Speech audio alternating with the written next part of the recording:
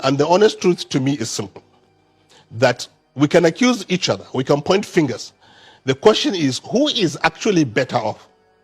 I'm a northerner, I'm from Kano State, and I have been accused by colleagues and brothers in a very civil political discussion of dominating the polity, dominating the economy, and dominating the security. So I ask the question, if I dominate the polity, I have the president, yes, I have the executive council and appointees that are constitutional, just like every other state. But what is my economic situation? And what is my security situation today? So the question is it working for me if I dominate somebody? It's not. The question is, look at all the indices of development. The North today is actually worse off. Security, education, prosperity, development, I don't know. What have you? The North is not very well positioned. In fact, other parts of the country that have been pushed off in opposition space have managed to organize themselves into a survival mode and come up with a credible economic and development model. So I will say to you that, look, I think this country needs to be reviewed, and I think need to be fairly and equitably structured. I've always advocated for what I call development federalism. Development federalism, in my view, is a consensus by the 6 regions and Abuja to create a development template over time and devolve power gradually to the regions and to the states. The truth of the matter is, we all need to go back to our states. If all the states are working, the federation will be working, because development is not in isolation. Everywhere you go is either a local government or the state. So if you devolve power to the local government and to the states, and then create an economic investment template in the form of development federalism, which basically bring the potential of South-South to be an oil and gas hub in Africa, we will stop importing petroleum products. We will stop importing things that we should be exporting, and we will become net exporters of that product. The Southeast, we all know, are very ingenious people with technology, manufacturing, and trading. Please, let us invest heavily. Let us leverage on our resources to and raise the capital to invest heavily in manufacturing, so that we don't import things from India. We don't import things from China. We import and we produce these things we need for agriculture and for our transportation and other industrial machinery in the East. It's doable. I've been to Newi, I've been to the industrial hub of Aba. I have seen what the East can do. We will be proud to say, made in Aba, produced in Aba, made in Nigeria. And we will all be proud citizens. And the economy of the East will be a net contributor to the center. The same thing with the Southwest. Southwest dominantly is a manufacturing and marine economy. Singapore is exactly like that. And therefore, if we develop the marine economy, the ports, and the manufacturing base of the Southwest, we will be net exporters of goods and services and service providers in marine. And therefore, the Southwest economy will become net contributor. If you take the 3 regions of the North, Central, East, and West, and you take the 3 countries of Cambodia, Thailand, and Vietnam, our economy is almost the same thing. So, and these countries are booming individually. If you invest today in these regions, in agriculture, agro-processing, and organized market, with the standards for export, standards for feeding Africa, we're even lucky that the African Continental Free Trade Agreement is in effect. We have the whole of African market to ourselves and the world. We will be one of the richest regional zones in Nigeria. Therefore, the North will now become net contributor to the center. And Abuja can maintain our sovereignty, can maintain our identity, can maintain our defense, can maintain our currency, and we raise the flag. Now I am saying honestly, the structure of this country is not working. I don't want to be accused even when I am suffering.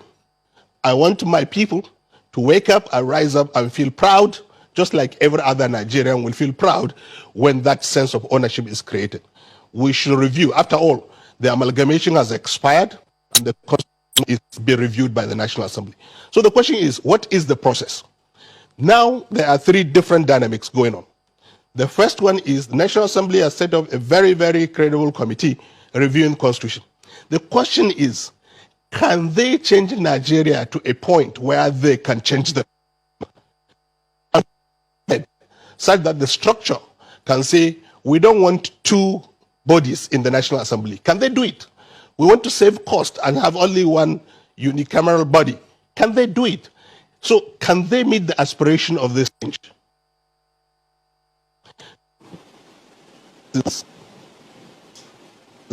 Waking up to create a platform for this competition. And the third one is the one we don't want. It's eruption, it's anarchy. And that is important. And when you mention that DSS is talking about anarchy, I get very worried because we're almost there already. That citizens are advocating for change in an undemocratic way is not where we want to be. So the government of today should actually honestly review its position, and the National Assembly, as I said, with the political parties, both PDP and APC as the major parties and other parties, to sit down and say, how do we do this peacefully? We all love each other. We all are Nigerians. We all respect each other. At individual level, we all have friends across the whole country. And honestly, everybody wants to have a giant, functional, proud country called Nigeria in Africa. Not only Nigerians, the whole black are looking up to us to provide leadership. We are better up together, but we need to have a functional structure. If there are several other people up north who have views such as yours, then they ask natural questions. So why are you not speaking up? Are they actually talking to the presidency to understand that, look, this is what people hear, this is what people feel, this is what people think should go on, if we need to pull together as one? Well, I think, honestly, this is a process. This is an evolutionary process for us in the North. You know, I mean, decades back, if I sit down here and say to you that I want this country restructured, if I go back to Kano, I probably will be, stoned or harassed. But I can tell you now that the reality of the country's structure is down on everybody, that it's not workable. And this is one of the factors that made us realize all of that. We used to think that it is about getting a super leader, a credible leader that can move this country forward. And we actually bask in the Europia of, oh, he is our president.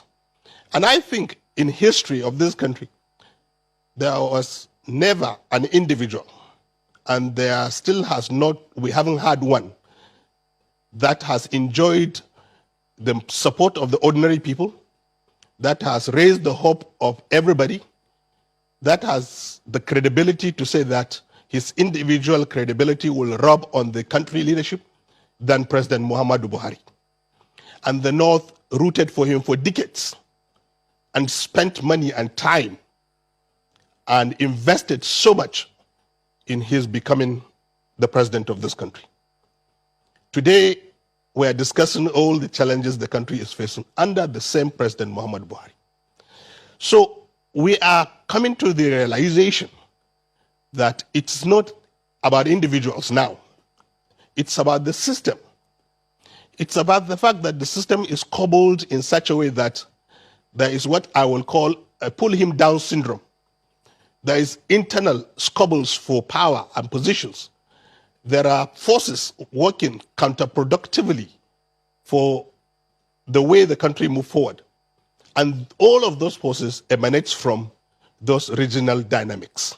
The sense, real or otherwise, of marginalization, the sense of domination, the sense of opportunity and patronage is skewed to one part of the country or one ethnic groups. And all of these perceptions are becoming reality in our life. Reality in the sense that there are examples we can show. Another most important thing was that the president was perceived to be, like we said, a general, but also a very, very credible anti-corruption crusader. He has stated this, he has demonstrated this, he has lived this. And now we are witnessing that the system can actually leak and can invite people who can actually be marauders that can wreak havoc on the system. Unfortunately, the president's capacity and individual integrity did not stop all of that. So we are coming to a point where we are saying, you know what, it's not working anymore.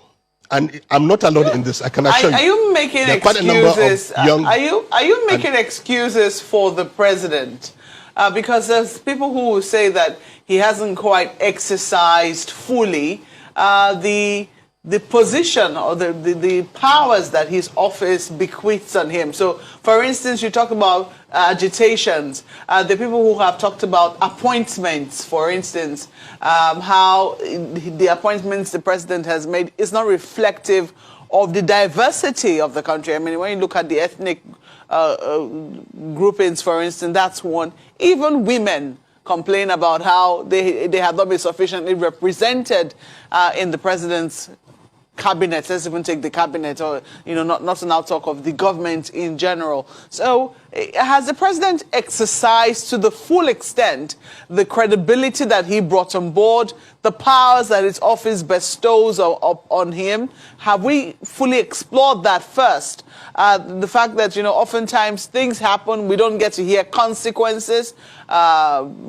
Cabinet reshuffling hasn't exactly taken place. I could see in other administrations, not that they yielded much fruit, but at least it would seem that there was some consequence if there were any reportage for misdemeanors or questions to be asked about what was going on in ministries, departments, and agencies. Have we seen that yet? I have just said to you that one of our despair is that the president hasn't manifested as the General Muhammadu Buhari we voted for. And therefore, like you rightly observed, Mofe, that he has not applied himself as his attribute, as he was known. In fact, we always joke within the cycle of a young generation that we voted for General Muhammadu Buhari and we have President Muhammadu Buhari. Two very different people. And honestly speaking, you've always highlighted that, cabinet appointments, oppositions is skewed towards a section of the country and people. I can tell you one thing, we are complaining about that too.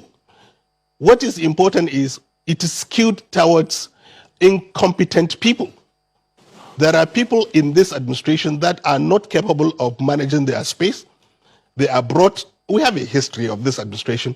There were days we discussed about cabals running this country. We all knew many people came on board during those days and how they came on board. I'm sorry to say that is where the foundation of the problem started. And because this administration, like you rightly pointed out, has not restructured itself, has not purged itself of some of these people, we still live today paying the price of those people's incompetence. It is unfortunate that honestly we are suffering. Look, you can say anything you want about that it's our party, it's our government, it's our president. Yes, the KPIs are very clear. The KPIs after 6 years, we have only 2 more years. Next year, by now, it will be full political storm in this country. Nobody will be talking about the president's and the development agenda. I am telling you, it is time for stock taking. As a party and as a government, I will say that we have lost a golden opportunity to translate those personal attributes of Mr. President of anti-corruption, military experience, and his passion for the poor to lift people out of poverty, to secure the lives of people, and to fight corruption in this country. How widely shared are these sentiments that you express so boldly on television? How widely shared is that within the ranks of the APC?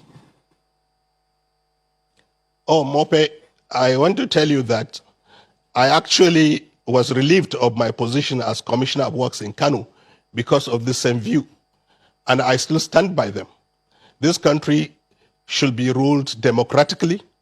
This country should be ruled equitably and justly. And competent people should be brought on board our administration so that we will not be in this situation we are discussing now. And I want to say something very important.